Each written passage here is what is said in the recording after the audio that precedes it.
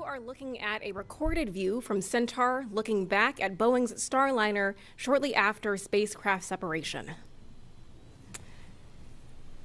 Good evening and welcome to NASA's Kennedy Space Center.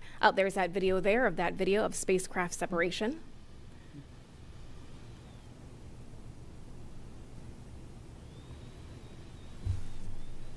A beautiful view from space. Good evening and welcome to NASA's Kennedy Space Center in Florida for the NASA post-launch briefing of Boeing's Orbital Test Flight 2. Thank you so much for joining us. I'm Jasmine Hopkins with NASA Communications. And it's been a good day on the Space Coast. Just hours ago, Boeing's Starliner spacecraft took flight aboard a United Launch Alliance Atlas V rocket from Cape Canaveral Space Force Station at 6:54 p.m. Eastern Time. Starliner is now on its way to the International Space Station, and docking is expected tomorrow, that is May 20th, at 7:10 p.m. Eastern Time. Joining us tonight is a distinguished panel of experts to talk to you more about this flight test and what is coming next. From my left, we have Catherine Leaders, Associate Administrator for NASA's Space Operations Mission Directorate. Steve Stitch, Manager of NASA's Commercial Crew Program. Joel Montalbano, Manager of NASA's International Space Station Program. Mark Nappy, Vice President and Program Manager of Boeing's Commercial Crew Program. And finally, John Elbon, Chief Operating Officer of United Launch Alliance. We thank you all for joining us here this evening. Our panel will be taking questions from the media right here in the room as well as over the phone. But before we get to your questions, each of them will take a moment for opening remarks. And Catherine Leaders, we'll start with you. Oh, thank you. So this is the fun part of the job, right? Getting to see, wow, what an amazing launch, John. You guys did just a fabulous job. And Mark, we're watching that spacecraft go to the International Space Station, and just an incredible, it looked easy today, and what you don't realize is all the hard work that's gone behind this by this team that's here on this podium with me here. It's just what a beautiful launch. It was amazing to be on the roof of the ASOC and be able to see that go. And as you guys saw, the spacecraft is on its way to the International Space Station. So very, very exciting time. We're working a couple of things, and Steve and Mark will talk about it. But overall, the vehicle so far is headed, it's made its insertion burn and is ready to go, and we're really looking forward to it showing up at the International Space Station. I know last week we revealed that tomorrow's Steve Stitch's birthday, and I'm personally very happy that we got this launch off so that maybe tomorrow he can have a really, really great birthday present when that vehicle shows up and is all checked out. But as we've talked about numerous times, we're doing this one step at a time. And we right now need to get this spacecraft through its paces and learn some things and get it on its way to the International Space Station. So thank you again for being here, and really, really appreciate everybody's interest in this amazing mission. And Steve, I think it's to the birthday boy. Thanks, Kathy. Today was just a huge day for Commercial Crew. We've had several huge days over the last month. I feel like I've already got an early birthday present today with a great launch, having Starliner on orbit, and I'll talk a little bit about how things have gone. We got into the launch countdown. It was pretty smooth. Mark will talk a little bit more about it, but we cycled the valves again, the oxidizer valves. Those all worked fine. The service module worked great, and so did the rest of Starliner. We got to practice hatch operations, looking forward to the crewed missions, and that all went really well. Of course, the Atlas vehicle, I want to thank John Elbon and the ULA team for all the great work to get the Starliner on orbit. And then really I want to thank the entire NASA, Boeing, and ULA teams over the last 10 months for all the hard work. It's exciting to be here today, but really it's a testament to the team that put all the hard work into getting the vehicle ready, to closing out certification paperwork, to doing analysis of the valves, to doing testing on the valves. Just a great team across the whole NASA, Boeing, ULA team. Once we got on orbit today, we did our orbit insertion burn. That went well. We had a couple of OMAC thrusters, orbital maneuvering thrusters, that failed off in the port doghouse. We've got to do a little bit more work to figure out why they failed off. Subsequent to that, we did another phasing burn called the NC1 burn. That burn went well. We used another thruster in that port doghouse, and that worked fine. There are a total of 12 of these thrusters on the aft part of the vehicle, and they're used for the big burns on orbit, like the insertion and rendezvous burns. One other thing we looked at a little bit was during ascent and transition on orbit, there's a device called a sublimator, which flashes water into space to cool the spacecraft. That was a little sluggish initially during ascent and coming up to cooling. It uses an ice block to sort of reject heat, but once we got on orbit, that started working just fine. Overall, the spacecraft is doing really well. The communications has been excellent. The flight software has worked great. The cooling system's been working great. Just before we got over here, we opened the entry cover. It's the first flight with a cover over the NASA docking system, and we did a check out of that NASA docking system, and that went really well. Over the next few hours, we'll be doing some demonstration maneuvers, and those are to have Starliner practice holding attitude in a very precise manner for docking, and then Starliner will demonstrate that it can move away from the space station in a simulated abort should that be required during the approach. So we'll check those systems out, and then we'll spend a little time reviewing that data and all the Starliner data sort of over the evening. We'll have a kind of a big spacecraft review with the joint Boeing and NASA team, and then that will culminate in a Starliner mission management team at about 6 a.m. Central Time. After that, we'll work with Joel and the space station program, talk to the international partners, and have an international space station mission management team. And then we'll get into that final rendezvous sequence as we talked about and docking at 7:10 p.m. Tomorrow Central Time. I'm sorry, Eastern Time. The mission's going great. We're very excited to be here and looking forward to docking to the space station tomorrow. So I'll turn it over to Joel. Hey, thank you, Steve. And as you've heard, outstanding launch out of Mission Control Center Houston. We were able to stream the video of the launch live to the crew members on board. And so we know they were watching the video, and they're excited to have another vehicle come on board to the International Space Station. As was stated, the docking just after 7 p.m. Eastern Time tomorrow. And then that'll set us up for a hatch opening Saturday morning, about 11:45 Eastern Time. As we said, this vehicle is delivering about 500 pounds of NASA cargo to the space station and returning approximately 600 pounds from the International Space Station. I've said it before, but this is a landmark mission, right? This provides a second crew provider to the International Space Station team and the NASA program in general. We're looking forward to this mission, and we're excited to have these guys coming on board. So with that, just a huge thanks to United Launch Alliance, the Boeing team, the Commercial Crew Program, the ISS team, everybody who worked so hard to make this mission successful.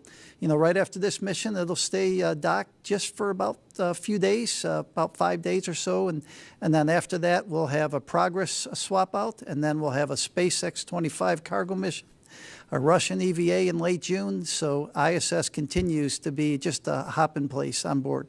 So with that, I'll turn it over to Mark. Thank you. Oh, thank you, Joel. Well, first of all, on behalf of the Boeing team, I'm really proud to be able to say that the Starliner's in a good orbital insertion, and it's on its way to the International Space Station. We're very, very proud of the team and what they've accomplished. This was a road of a lot of hard work to get here, and the team is just ecstatic about the accomplishments today. It's the results of a really great team.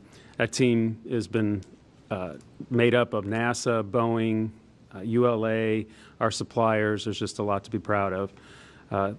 Speaking of ULA, thanks, John, for the launch vehicle and such a clean launch countdown today. It was a pleasure to be working with you for such a short period of time.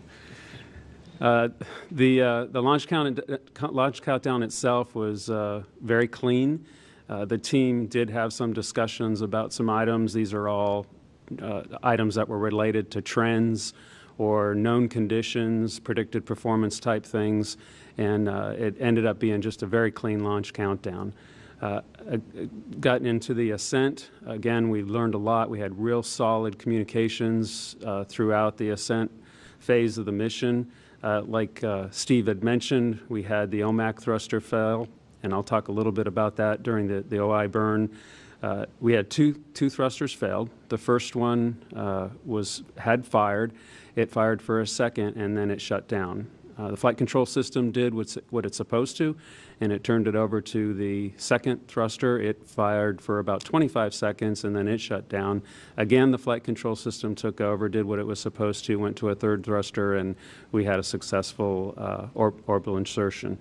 So the system is designed to be redundant, and it performed like it was supposed to. Now the team is working the why as why we had those anomalies occur. We have a safe vehicle, and we're on our way to the International Space Station. This is a test flight, so we're going to learn, and this is one of the items that we will learn some lessons from, and we'll make the adjustments as we go. Things look really good, and we're looking forward to the demonstrations that will occur starting tomorrow. John?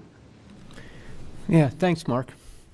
Wow, what an exciting day for all of us and the team at ULA in particular. The count was incredibly smooth, really nothing of significance at all to talk about. It went very smooth. On Starliner missions, there is an instantaneous launch window, and so obviously we hit the opening of that instantaneous window. And so that went really well. All the systems performed as expected during ascent, and so nothing to report there. We do a quick look review after launch, and there just was really nothing to report or talk about. So just really happy with that. And then delivered Starliner to its suborbital position, and then as has been described, the orbital insertion burn went really well.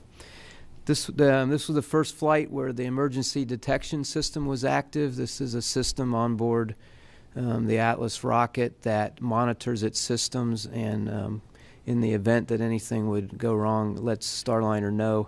So abort can be executed, and that system all worked nominally. Obviously, there wasn't any reason to do an abort, but the system performed during ascent just like it was supposed to. This is the 150th ULA launch, which is a bit of a milestone for us, and we're excited about that. And it's special. We launch a lot of very critical spacecraft, some incredible interplanetary missions for NASA, but there's just something about being in human spaceflight that's special. And so, our engineers that design the rocket, our production folks that build the rocket, and our launch ops team that launched the rocket are all just incredibly proud to be a part of this. And thanks to Mark, to Boeing for the opportunity to support you and to support NASA in this great endeavor. So, thank you very much. Thank you all for those opening remarks. Always great to hear from our NASA leadership and our partners. Now we'll transfer into the Q&A portion of today's briefing. As a reminder, we're taking questions from media here in the room as well as over the phone. We ask that in the interest of time, you please limit yourself to one question and state who you'd like to answer your question up here on the panel. So we'll start things off here in the room. All right, we have some in the front row over in the corner. Hello, Marcia Dunn. So there are, I think you said 12 of these thrusters. Did I hear that right? 12 thrusters, 10 are working. Is that enough to get you through rendezvous and docking and everything that needs to be done? And I have to ask you, Mr. Nappy, do you feel like you've got a real load off you now that you've made it this far in the mission? Well, let me start with the second question first. Obviously, there's 4 phases to this mission. The first phase is the pre-launch and launch, and that went really well today.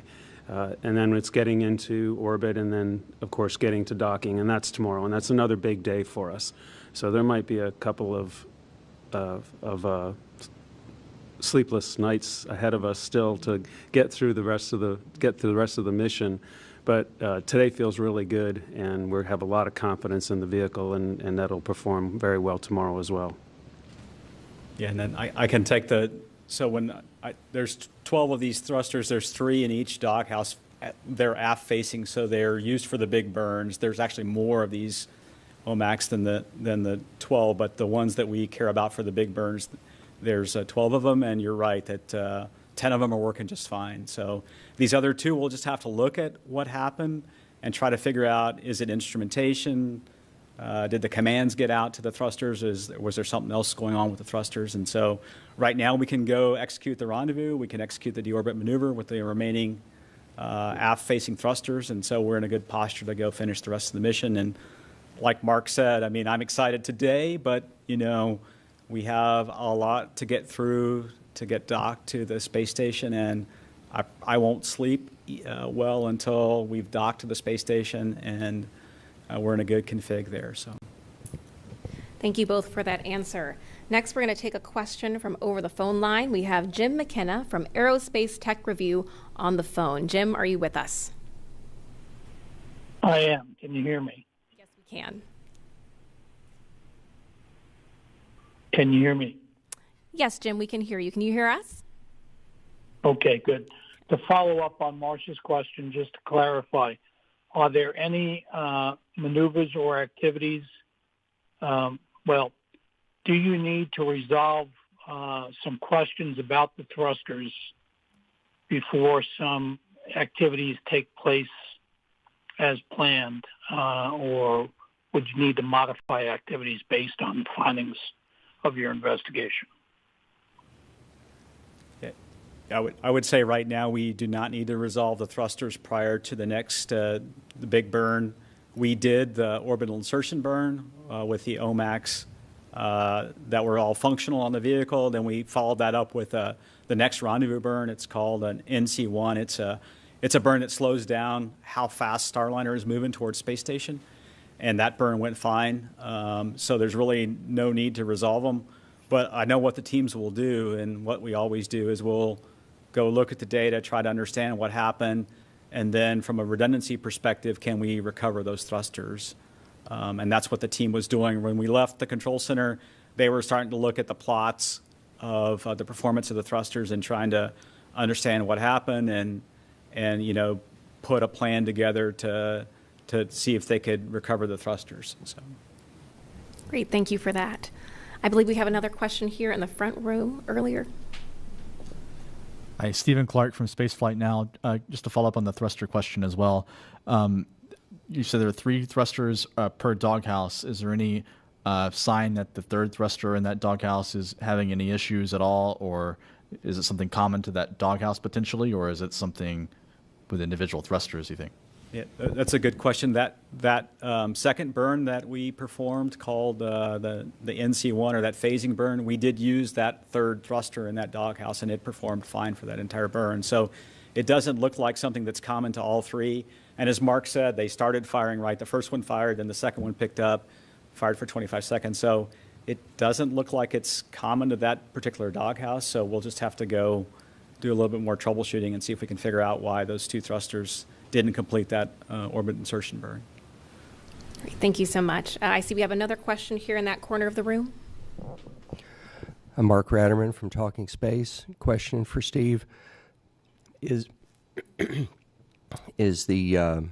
how did the spacecraft fly aside from the issues with these OMAC thrusters? How did it fly? How did it maneuver with the maneuvers and changes in attitude and direction so far? Yeah, and I'll start and then see if Mark has anything to add. But the spacecraft is performing flawlessly in terms of going to various attitudes for the burns. It uses reaction control system, smaller RCS thrusters for those maneuvers, and those all were working fine. When it got into the particular orientation it needed to for the burns, it held the orientation just like it needed to, precisely for those burns. So the guidance navigation control system is working fine. The flight software is working fine. As I said, the comm system, you know, we talked prior to launch about all the changes we made to the comm system. It's working great as well. And I'll see if Mark has anything to add. Yeah, I spoke briefly with our mission director right before we came up here, and really all that we had to talk about was this issue with the thruster that we're currently troubleshooting. He said everything else looked really good, so the spacecraft is in excellent condition. Great, thank you for those answers. We now have another question from over the phone lines. We have Kenneth Chang from the New York Times on the line. Kenneth, can you hear us? Yes, can you hear me? Yes, we can. So I guess, why is it called a doghouse? And what happens if you lose a third thruster in that doghouse? Does that mess you up?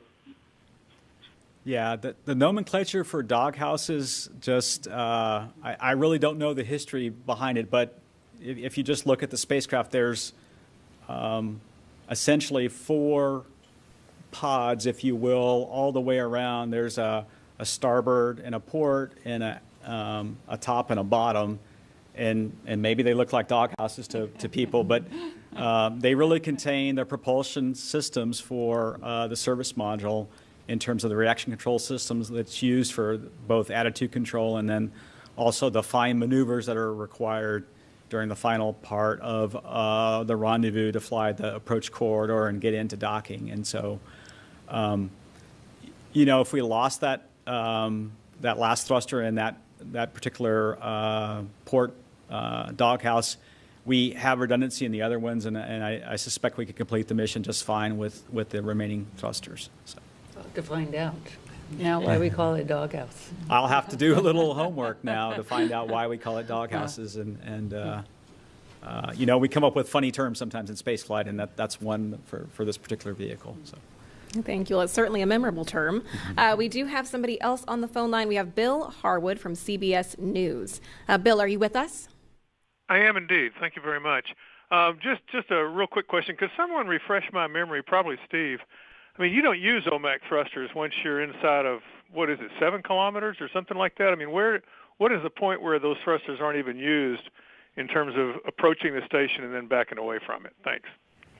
Yeah, I think there's a couple of big burns left. There's what's called a height-raising burn and another phasing burn. And once we finish those burns, Bill, we don't use, you're absolutely correct, we don't use the OMAC thrusters at all. The only subsequent time we would use those thrusters would be for the deorbit burn after we undock, separate from the space station, and then go do that deorbit burn maneuver. That's the only, after we do one or two more phasing burns, then we don't use the OMACs for the rest of the flight until we get to deorbit. So. Thank you. Next on the line, we have Chris Davenport from the Washington Post. Chris, can you hear us? Yeah, thanks so much. Just sort of curious, at what point will you know to go ahead and with a deorbit burn, if you're, if that's the next time they're going to be using them? When are those next 2 phasing burns as it approaches the station? Thanks. Yeah, there's a couple of phasing burns coming up. That what's called an NH height raising burn, plane change burn at.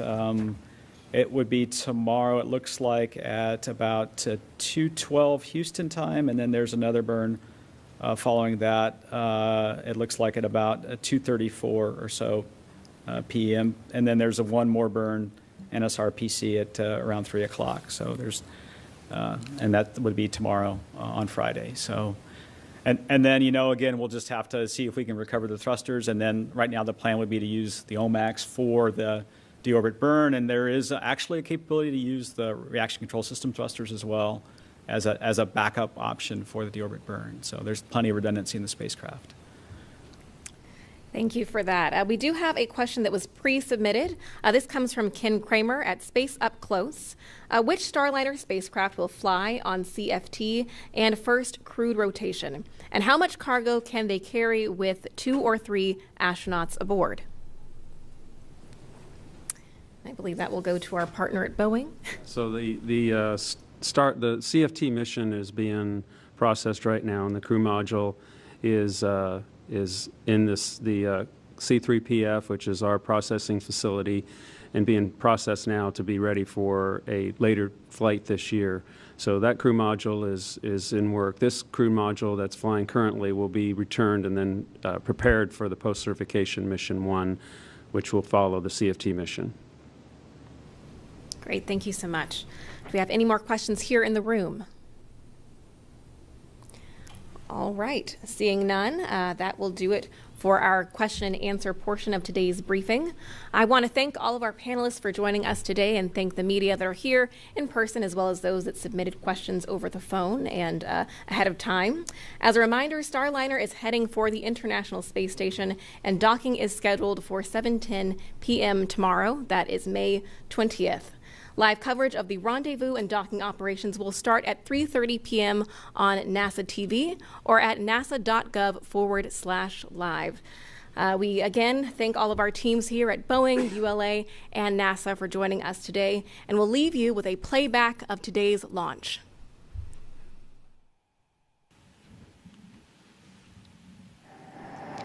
Ten, 9, 8, 7, 6, 5, 4, 3, 2, 1, and liftoff. Starliner is headed back to space on the shoulders of Atlas, powered by a workforce dedicated to its success.